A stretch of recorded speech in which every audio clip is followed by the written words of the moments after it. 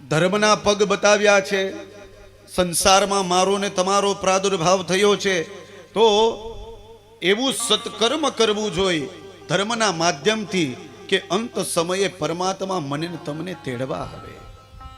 તો ધર્મના 4 પગ બતાવ્યા છે: સત્ય, અહિંસા, દાન અને દયા. આ 4 પગ છે. જો આ ધર્મને પકડીને રાખવો હોય, ધર્મથી નજીક રહેવું હોય અને અંતે ગતિ જોતી હોય તો ધર્મના શરણમાં જવું. તો એમાં સૌથી પહેલો પગ ધર્મનો છે, એનું નામ છે સત્ય. જે વ્યક્તિ સત્યના આધારે છે એનો ઉદ્ધાર છે.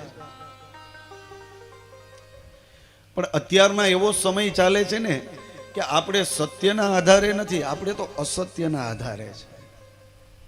એટલે તમે જો માર્કેટમાં ખોટી વસ્તુ બહુ વેચાય અને સાચી વસ્તુની કિંમત છે નહીં. જે ખોટું બોલશે ને એ બહુ વેચાશે અને સાચો વ્યક્તિ હશે એ દુખી થશે.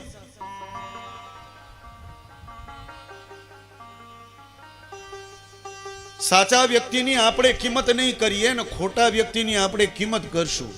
હવે તમને બધાને સમજાય એ ભાષામાં કહું તો મને ને તમને પ્રકાશ કોણ આપે છે? પ્રકાશ કોણ આપે છે? તો કે ભગવાન સૂર્ય છે ને એ સવારે 6:30 પોણા 7 વાગે આવી જાય અને સાંજે 6:30 પોણા 7 વહી જાય. તો પ્રકાશ કોણ આપે? તો કે ભગવાન સૂર્ય આપે છે. તો કોઈ દિવસ આપણે સૂર્યને કંઈ આપ્યું ખરા? તો કે દાદા આપણે શું સૂર્યને આપવાનું હોય? કેમ? આપણા શાસ્ત્રોમાં બતાવેલું છે સવારે વહેલું જાગી અથવા જ્યારે જાગો ત્યારે સ્નાન કરીને ભગવાન સૂર્યને 1 લોટો તો ચડાવવો જોઈએ ને. અને 1 લોટો જલ ચડાવવાથી પણ ભગવાન સૂર્ય પ્રસન્ન થઈ અને આપણા ઘરમાં રહેલું દુઃખ અને દારિદ્રનો નાશ કરે છે 1 લોટા જલમાં. અને બ્રાહ્મણો અને વિદ્યાર્થીઓ જ્યારે સંધ્યા પ્રાત સંધ્યા કરતા હોય ત્યારે અર્ઘ્ય આપે ભગવાન સૂર્યને. ઓમ કૃષ્ણે રજસા વ્રતમાનો નિવેશયન્ન વ્રતન્મર્ત્યંચ હિરણ્યયેન સવિતાર્થેના દેવો જાદિભુવના નિપશ્યન્ન અનેન પ્રાત સંધ્યાંગ ભૂતેન ભગવાન બ્રહ્મારૂપી સવિતા દેવતા સૂર્યનારાયણ ઇદમ અર્ઘ્યં દત્તન્ન મમ. બ્રાહ્મણો વિદ્યાર્થીઓ સવારે પ્રાતઃ સંધ્યામાં ભગવાન સૂર્યને અર્ઘ્ય પ્રદાન કરે છે. એટલા માટે એ બ્રાહ્મણના કપાળમાં તેજ હોય છે.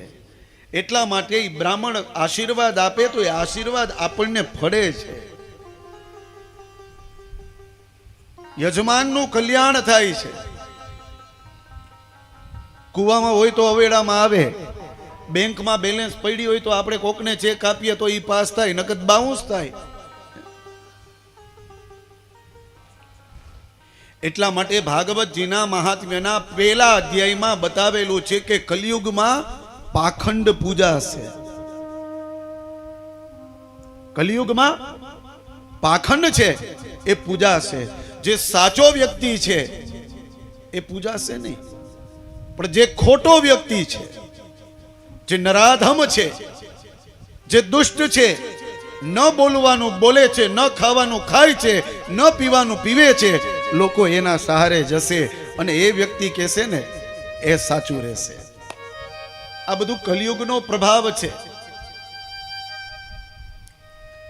પણ શાસ્ત્રમાં કહ્યું છે કે જો ધર્મની નજીક જવું હોય, ધર્મને ટકાવીને રાખવો હોય તો સૌથી પહેલે સત્યરૂપી ચરણ છે ને એને તમે પકડી લ્યો. સત્યના સહારે વયા જાઓ. એ તમે નોકરી કરતા હશો ને મહિનાના 20,000 રૂપિયા પગાર હશે ને એ ધીરે ધીરે ધીરે ધીરે ધીરે છે ને ટીપે ટીપે સરોવર ભરાશે. પણ સમજી લ્યો કે કોઈ લાલચમાં આવી ગયા, કોઈ લોભમાં આવી ગયા અને શેર બજારમાં ચડી ગયા તો જે હશે ને એ વયું જશે. કદાચ વર્ષ 2 વર્ષ 5 વર્ષ શેર બજાર મને તમને કમાઈને આપે, પણ પછી જે કમાયેલું હોય ને ઘરમાં પડ્યું ને એ બધું લઈને વયું જાય.